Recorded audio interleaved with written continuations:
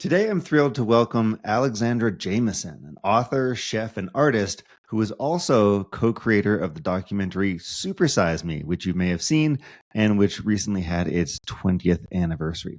The bulk of our conversation today is about Alex's influential book, Radical Alignment, which she co-authored with her husband, Bob Gower. The conversation focuses on what they call the all-in method, which is instrumental for enhancing team communication and strengthening personal relationships. As you will hear, the all-in method can be a really powerful tool for entrepreneurs to lead with empathy and deliver on both individual and collective goals. So if you want to be a more effective communicator, if you want to reduce conflicts in the workplace, and you want to get stuff done as an entrepreneur, you will certainly want to tune into this conversation with Alex Jamieson. I hope you enjoy this episode of the Conscious Entrepreneur Podcast. Hey, Alex Jamieson, thanks so much for joining us on the Conscious Entrepreneur Podcast. It's great to see you. Oh, happy to be here. You have such an interesting background, and you are someone who has written a variety of books. So you've written books on vegan cooking, for example. You've written a book on radical alignment. You've done a lot of stuff like that to share the stories of health and wellness and vitality with people. You were co-creator of the documentary Supersize Me. You are a coach. You are someone who has a podcast. You really have a lot of interests in your life. And I was so interested to see that the tagline on your website is "Don't be defined by one box." Basically, sounds like there's lots of ways for us to go out there and live the life that we want. But given all the things that are your passions and interests, I was wondering if we could just start by introducing you. And is there a common theme to all the things that I just listed there? Well, I always say it's a blessing and a curse that I was raised by hippie artist educators, people who dedicated their lives to creating something that's good for everyone and contributing to society. Like, be a good citizen and do it in your own unique way. That's what my parents were all about. My aunts and uncles I lived near. So, my dad was a high school principal, and I remember him giving me that book. What color is your parachute? Yes. You find your own way, kiddo. Do what you love and the money will follow. Most of the time, I think that's the way that I've operated. Although sometimes I've done what I loved and the money hasn't followed. And that's okay too. You sometimes learn the most from those experiences. I have tried a lot of different paths, but I always come back to that. What is it that I'm really passionate about? And life takes on all kinds of passions. It brings you all kinds of opportunities. I've worked in very male-dominated fields most of my life: advertising, film, food, now the art world. Coaching, I think, is probably the least male-dominated field I've been in. And I started as a coach back in 2001. So I think I was kind of in the early graduating classes of that realm of profession. But I've, again, being raised by hippie feminists, they were like, yeah, get it, do it. Do all of it. Do all the things. Do all of it. Yeah. Well, I know that one of your passions these days, one of your interests is coaching women leaders who are either at burnout stage or at least feeling like they're not meeting their full potential or they're not having the impact that they're looking to have. How did you gravitate toward that audience as someone that you were particularly suited to serve? Yeah. I mean, when I first started, it was right on the heels. We were in the midst of making Supersize Me, and I was a vegan chef, and I had just finished culinary school. So a lot of my early coaching was around health coaching and helping people adopt a plant-based diet and all that. But over the years, often your coaching can change and evolve depending on who's coming to you. And so people were first coming to me like, hey, I want to lose 20 pounds. Hey, I want to get out of pain. And when you get down underneath, okay, what's life really like for you? What are the challenges you're really facing? Because if it's not losing a size on your pants, then, maybe that's not enough. Like, what do you really want? And they were 99% women, and they were in very high stress jobs. They were often in tech, STEM, tech sales, so high intensity. And like myself, they had had a life, especially in early life, of real passion for the arts. So they were dancers, they were in theater when they were in high school, drama nerds like me. So they had a piece of their soul that was not being fed. And as we started exploring that, I got to tell you, one of my most favorite client stories is a woman who was turning 60, had started several profitable businesses, which she had sold. And she's like, you know what? I feel so good now. I want to like start ballet lessons like I've always wanted to. So at 59, she started ballet Fun. and performed on point, like on point shoes at 60 for her birthday party. I'm like, I couldn't have done that when I was 16. This was an incredible experience. Yeah. Real like height of the Maslow's pyramid kind of experience. So delightful experiences like that for people. Yeah, quite. No, that's very cool, and there is such a there's is such a health focus to your work, and so like we said, you were a vegan chef for a while. You were vegan yourself for a while, as far as I understand it. You wrote Living Vegan. You wrote The Great American Detox Diet, and then you wrote Women, Food, and Desire. So this is really bringing a lot of these themes together. It sounds like.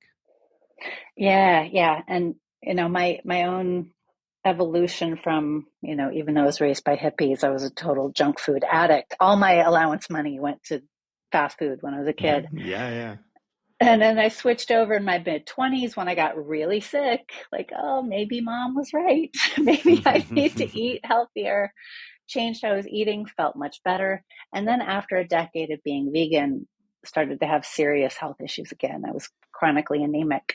Turns out for me, vegan for decades wasn't going to work for how my body works. And that's okay. And the point of all this is to go back to your question, what's the theme here? It's not just what do you care about, but it's, hey, we change as we age. Mm. Life changes us and we discover new things about ourselves as we go through life. How do we keep rediscovering who we are and change, our values? While they're not going to change drastically, like one value may become more important in your 40s, 50s, and 60s than it was in your 20s.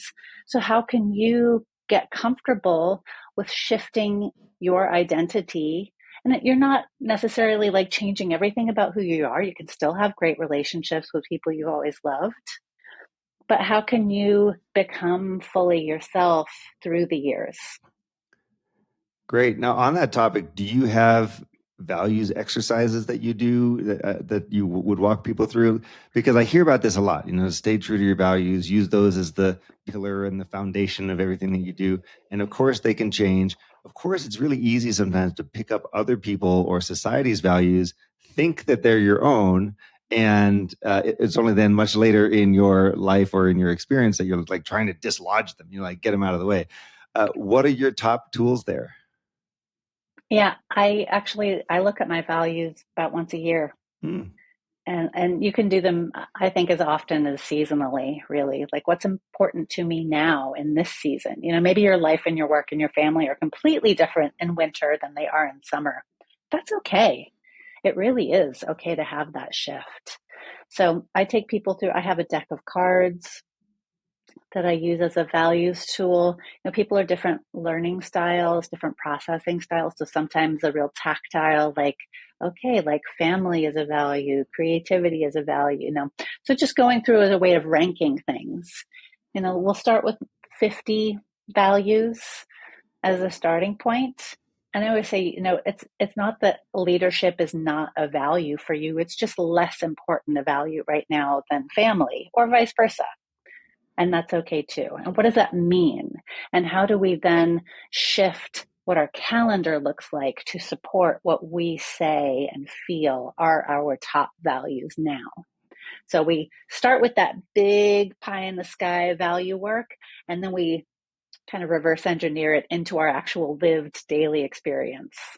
Because if I'm living in that way, then it's going to be giving me energy and I'm going to feel fulfilled and I'm going to feel like I'm doing the right thing. And if I'm saying my values are one thing, but my day to day existence is totally different, then I'm just going straight down the burnout route, aren't I? And man, burnout, I got to say, having worked with a lot of serial and successful entrepreneurs over the year, I think the hustle culture values that we have seen a lot late in the last 20 years, man, it's killing us. Quite literally. Quite literally killing us. Yeah. The Yeah. idea that I am externalizing success, the idea that I have to be working all the time, the idea that, uh, like this is appropriate behavior. And so much of it is driven by fear, right? So much of this stuff is some kind of subconscious fear. And that is what winds up driving people. And of course, it drives them straight to an early grave sometimes because it doesn't get addressed. Yeah. Yeah, it's funny. My a dear, dear friend who was a very successful singer-songwriter, traveled the world, got nominated for a Grammy, all that stuff. She's like, as I'm getting towards 60, I think I'm going to get like a desk job because I'm still a performer, I'm still an artist, but the hamster wheel that I've been on, I can no longer maintain that and have friends and have a full, rich life in all these other ways.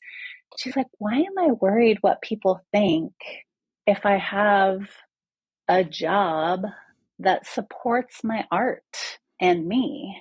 Like, aren't I worth that? Isn't that valuable? I'm like, that is the right attitude. I love that. In many ways, who cares what you do for money? Like, what are you doing with your money? That's more interesting to me. No, that's a great story. One of the things that I was really wanting to chat with you about today is something that's very meaningful for entrepreneurs, which is how we communicate with our co-founders, our teams, our companies, how we communicate with our families and our spouses and people not at work as well. And you've got such a great point of view on this. You've got this tremendous book written with your husband, correct? Bob is your husband? Yeah. Written with your husband. The book's called Radical Alignment: How to Have Game-Changing Conversations That Will Transform Your Business and Your Life. And there's a method in here for having these types of conversations that are really going to be meaningful. And this is important for entrepreneurs because if we don't get this stuff right, that everything's on a shaky foundation. And if we don't have the ability to express our needs or to get alignment around a vision or to get people excited about what we're doing, let alone things like maybe sell the product or services that we're building or attract investment, any of that type of stuff. These are all, like, entrepreneurs have a lot of high stakes conversations. And if we get it right, we sort of have one trajectory. If we get it wrong, we have another trajectory. And so I want to get into this. And before we do, how did you decide that you were going to write this book with your husband, bring this model out there into the world? It's such a cool, fun thing to do. What's the origin story? Yeah, so it's at the heart of it, it's a very simple 4-step process to have any conversation. And I'll walk you through that in a second. But Bob brought it from I can't remember the actual training that he did years and years ago. It kind of morphed its way through his life and then into my life. And then I added something and it became our own thing. And where these things come from, who knows? But he taught it to me. I was like, oh, this is so helpful because I was very averse to conflict in my earlier life. Didn't like it, avoided tough conversations. Mm-hmm. And I realized, okay, I can't proceed through life like this. This is not how a leader leads their own life, and it causes other problems. So we started using it as a couple in our own little family that we were growing. And then I started teaching it to my clients when they were having tough situations, either at work or in their primary relationships. And Bob heard me coaching someone to use it. And then we started teaching it to other people. And I mean, we were sharing it with people for years, and people would call us or text us, be like, what were those 4 steps again? Right. Uh-huh. And after 3 years of this, we're like, oh, wait, this thing that people keep asking us for is probably what we should be like really teaching. Like, this is the thing that we're needing to put out Listen, let's there. listen to the universe here. Yeah. Took us a few years to catch on. And it was actually a really good friend of mine who has now gone on to start her own publishing company. She hadn't yet started her company. She's like, if you guys don't write this as a book, like, I don't know what to tell you. What are you doing? Waiting. Like, it changed my Right. business. It saved my marriage. She's like, I have 5 kids Okay. and I use this every day. So I'm like, okay, great. So it's a really simple 4-step process to cover all the bases in a tough conversation. You're not trying to change anybody's mind. You might not come to an answer at the end of this, but it helps get all the cards on the table so that you can build empathy, be connected, and then realize where the hidden landmines might be for a big Gotcha. conversation. Well, certainly for a lot of CEOs and founders, the idea that I'm going to have this conversation, and I may not have changed people's minds, and they say, "Wait, I actually want to do that." But the point here is to create a really solid foundation. Yeah, it creates team psychological safety, is what it does. So when you're talking about building a business with people, that's Yeah. where it's at to Mm-hmm. really get the best. So you cover everybody's intentions, like, why are we doing this thing that we're doing? The basics, like, what are we talking about? Let's like scope what the conversation is about. Very simple. Your intentions, then you go into concerns, fears, worries, concerns. That's the easy one. We've all got a million concerns with any topic. Mm-hmm. But until you get clear about what those concerns are, and we tell people, like, really go for it. All of my fears end up with me dying alone in a van under a bridge, right? Like, that's where the fears ultimately go. It's like a disaster. Mm-hmm. But when you get those out, your brain hears you and you realize, oh, most of my worries are really just disasterizing everything. Right. And I'm letting my But you brain just like escape. It jumps out the window, and I'm like running after it, as opposed to saying, "Is any of this real?" And it doesn't even survive scrutiny, right? Yeah, yes, exactly. And it's important to give it a moment. It really only Mm-hmm. takes a minute per person to go through that.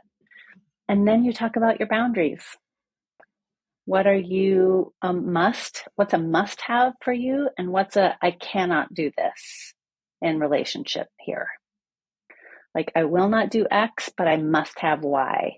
Now, you're not ordering off a menu. You might not get everything, but isn't it great to have this built into a conversation so you can really respect where people are at and then negotiate on those things if you need to? So, intentions, concerns, boundaries, and you always end on dreams. Mm-hmm. We'd love to have you end on a high note.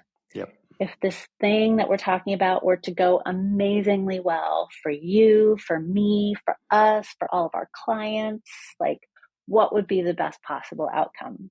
Yeah. And that's really like brings everybody's energy back up. It gets you like moving in the same direction. You get excited again. And that's the place where you can then be like, okay, cool. Like, now we can like go back and address some of these things that were brought up earlier in the conversation and really be willing to work together on it. And so this works for uh, business conversations. This works for performance conversations. This works in somewhat, I mean, in sales, at least, I mean, partly in sales, or negotiation type of thing. And of course, it's got immediate applicability into our family lives as well, Yeah. right? But And I'll all tell that you other what, stuff. Yeah. the most frequent use case is I use it by myself. Ah, I use it by myself for the week, this project, a question I have, like, what am I doing? What do I want to do? Or I'm stuck around this, blah, blah, blah. Like, I will go through things either really quickly in my mind. What am I missing? Why am I stuck here? Or I will spend time in a journal really writing stuff out. Or sometimes I'll even just ask my husband, Bob, like, can you just sit there and listen to me talk through all this so that I can verbally process what's going on in here? And really doing this ICBD by yourself works wonders. Got it. So intentions, concerns, boundaries, dreams.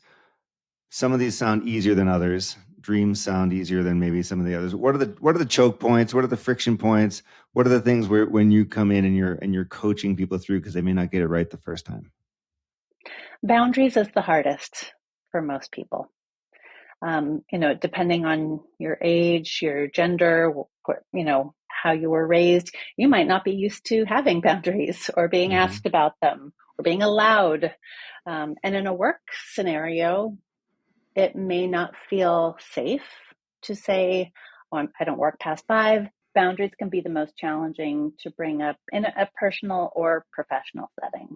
But when you even start doing this by yourself, again, ask those 2 questions. What do I need to feel good about this? And what do I need not to have to feel good about this? You will start becoming more comfortable. You'll start looking for your boundaries in life. And it really does help you know yourself better. What do I need to have to feel good about this? And what do I need not to have to feel good about this? So it's like two sides of a line. Exactly. Which line will I not cross? And which line are people not welcome to cross? Mm-hmm. Mm-hmm. Yeah, got it. Understood. And so boundaries is complicated. What you're saying is boundaries help us with psychological safety. And this is about, as the leader, right, as the entrepreneur is going to be the leader, this is about the leader modeling that, creating the framework for psychological safety. It's funny, we've had a lot of conversations on this topic and on the Conscious Entrepreneur podcast, and it's so important. But I don't know that we all do it well. I don't know that we all know. It's like we all know the words. We've heard the words, but when we're in a situation, like how do we create that? And I struggled with this myself. With saying, well, so how do I get from like understanding it in my head to actually doing it? And then, by the way, eliciting the result that I'm looking for. The result that I'm looking for would be everyone's guard comes down. Everyone's willing to be more open. And question always is, do I? How far do I go if I go first? If it's not working, what do I need to do to make sure it does start working? How are the ways that I'm contributing either in a good way or in a bad way to psychological safety, either being there or not being there? What are your reflections on that? If you find that this brings up a real point of contention, like the point of having this 4-step conversation is that you will uncover, again, what I think is the heart of the issue, right? You're getting to know yourself or everybody on a project or a team, and you're going to find, okay, what is it that really matters here? What is the point of friction? What is the big stumbling block? And it may not And be that's what I good. think, right? It may not be what you think.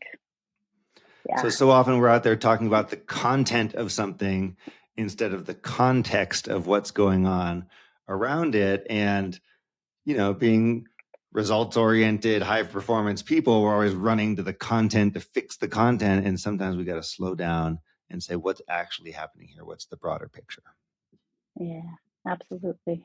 One of the things that I liked in the book is the idea that, I may not be getting what I think I want in these conversations. I may not even be getting a resolution here, but one of the benefits of going through this process that you call the all-in method. So one of the benefits of going through this process is I'm allowing myself to be known. So I'm allowing myself to state my needs and my boundaries and my interests and so on. But through that, I'm allowing myself to be known. And this is such a thing. I've noticed this in my relationships. Just having that happen can feel really great, right? Whether or not we agree or whether we're not, we're all saying, yes, this is what we're going to do. Just simply stating, this is where I am. This is where I'm coming from. This is who I am. Can feel really, really good. Yeah, it can. And it can be scary as well.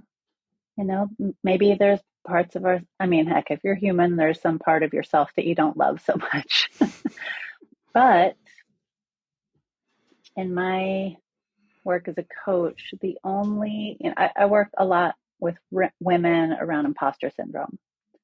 And one of the only studied methods that has been shown to actually help women deal with imposter syndrome is when we get in circles of women and talk about our imposter syndrome. Mm-hmm.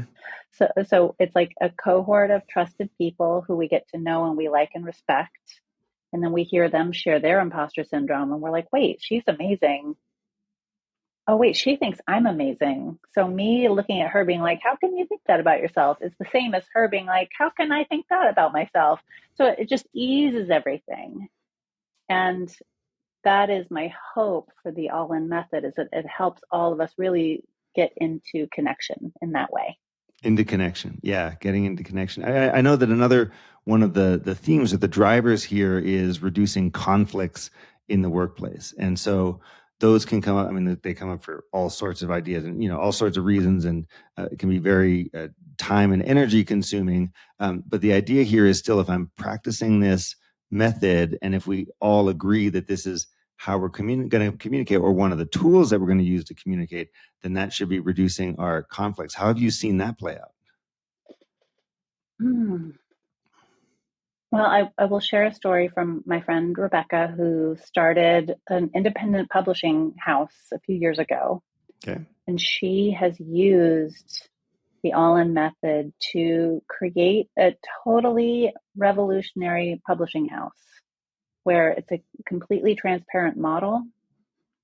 95% of the authors are Black, Brown, Indigenous, neurodivergent, neurodiverse, and like they're creating a model for bringing together all kinds of marginalized experts in their fields, really incredible stories and voices, and they use the all-in method over and over and over again to refine this system, to refine the way the company model works so that the authors are collaborators. So think about like the complexity, if you've ever worked even ancillary to publishing, it's like, wow, there's a lot going on in there. It's a very complex system. So how can you actually encourage contribution in a way that's generative? And it comes down to this little four-part conversation over and over and over and over again. I mean, heck, my teenager is about to graduate high school next month, and he uses this conversation with his friends. They're in a film class together. They use it to like build their projects, work on filming, etc.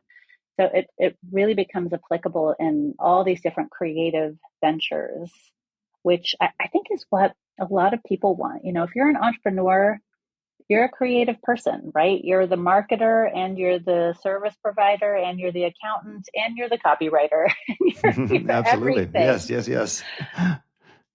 So when you talk about, how do we make these things real in our lives? It's this constant refinement. It's constantly refining what's important now. What do I need to focus on? Is this still true? This is the tool that works best for us. How do I introduce this tool if I've never used it before? Or maybe more importantly, how do I introduce this tool if I have a resistant audience? Yes, Or a great skeptical question. audience? Well, there's two ways to do this. I would say practice it first by yourself a few times. The other person doesn't even need to know that you're using this conversation tool. Yeah, It's because I not mean, CEOs all the time, we get accused of having some new idea, trying some new thing. Oh, here's the flavor of the month, right? Like, of course, he's bringing in some new ICBD thing that he wants us all to do. And, and so sometimes the team just says, you know what, we're just going to ignore this one and see if it goes away. But what do we actually do? So I practice myself and I get clear on intentions, concerns, boundaries, dreams. Yep. And then You just say, okay, everybody, we're going to talk about Project Y. Let's all talk about what our concerns are. Actually, this is great. The team that made Barbie, right? The incredible lead actress and director, they had hundreds of meetings. And the last question that they would ask before leaving any planning meeting or investment meeting was, are there any areas of concern that you have? Is there anything we missed? They were making sure to hit all those points. So I'm just going to say that, Team Barbie, I don't know if they picked up our book or not, but whatever. great. Anyway, Go Greta so yeah, Gerwig. yeah, you can just use the conversation to lead a group or you and your partner. They don't even need to know about it. It's not a manipulation. You're just guiding it. Like, let's talk about XYZ. Mm-hmm. Or I've had clients just say, hey, look, write intentions, concerns, boundaries, dreams on a post-it note, give it to the other person, give them a little lead time. Hey, do you have time to talk about XYZ this weekend? Can we talk about, again, X or our trip to go visit grandma or whatever, and let's talk about these four things. Like, I just want to make sure that we're hitting all the points before we do this. And by the way, sometimes in brainstorming meetings, doing those writing exercises as opposed to all talking in a group can really create better outcomes, better results, because everyone has a chance to put their thoughts down, as opposed to the loudest person in the room, or or whatever, or the person with a senior job title or whatever it is. So that can work really well Mm-hmm. also. We actually do recommend that if it's a large group or a group where there are a couple of people that are more extroverted and talkative and people who are quieter, either literally timing people, like, okay, everybody gets 1 minute. We're going to go around. Everybody gets 1 minute on concerns. Everybody gets 1 minute on boundaries. You can be very prescriptive in that way, or you can do it like a writing exercise, which is also great and really honors, again, people's learning and processing styles. There's no bad way to do this. We actually do this. We'll lead people through facilitated conversations virtually, and we'll use, there was a tool called Easy Retro, and it's basically an anonymous post-it note board where everybody can like put their comments up in real time and upvote ideas and say, oh yeah, that was one of mine too. So you don't know who's contributing an idea Ah. where, Mm-hmm. but everybody has a chance to be really honest about all those points. I mean, so it's a great tool for creating shared goals and mission, really. And I mean, hence the name of the book, Radical Alignment, is we're all getting aligned here. And so, as we wrap up, Alex, couple questions. What are you currently working on? What are your current projects? I know that you've done a lot of stuff in the past, have a ton of energy and interest. What's currently in the hopper? So I'm working on a couple of retreats this year for women leaders. As an artist, I have projects. I made something called the abortion trading cards, which helps fund the abortion services that are out there doing all the good work. And I teach a lot. So I love to teach a collage class every month or so here in New York City. It's really a fantastic way to get, especially, I love bringing leaders in. I'll do, like art activations for other corporate events.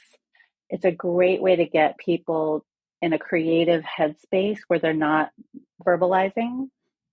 And collage is such an easy, it's the gateway art. It's the Okay. gateway drug of art because you don't have to, I provide all the materials and you can just start cutting and pasting. It's not like you have to know all about form and color theory and all that stuff.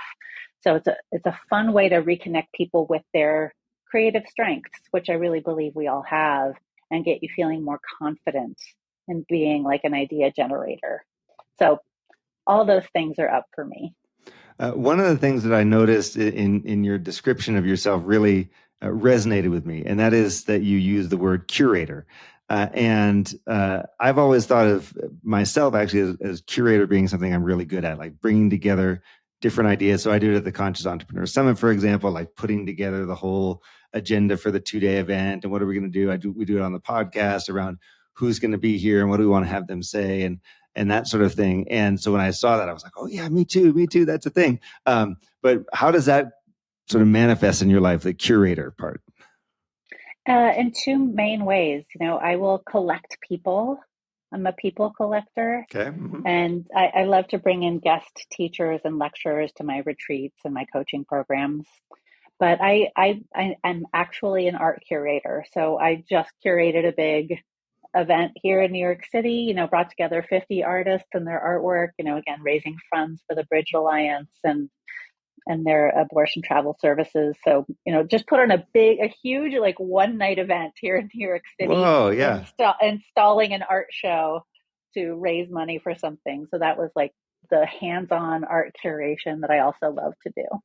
Super cool. Fantastic. Well, hey, thanks so much for being here on the podcast. Alex Jamieson, author of Radical Alignment and many other books and lots of other projects. But this is so important for entrepreneurs who are really looking to build alignment, get enrollment into a shared vision, and communicate their truth as a way of figuring stuff out in the collective, in the world, as we're bringing our projects to life. So, Alex Jamieson, thanks so much for being here on the Conscious Entrepreneur Podcast. Thanks, Alex. Appreciate it.